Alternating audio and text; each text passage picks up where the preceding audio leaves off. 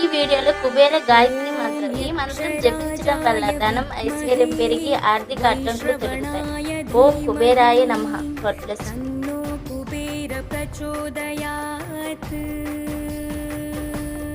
ॐ यक्षराजाय विद्महे वैश्रवणाय धीमहि तन्नो कुबेर प्रचोदयात्।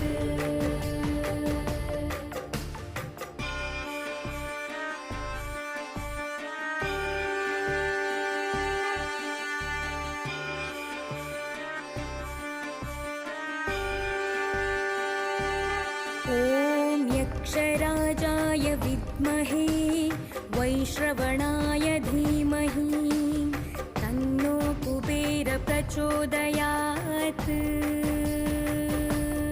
ॐ यक्षराजाय विद्महे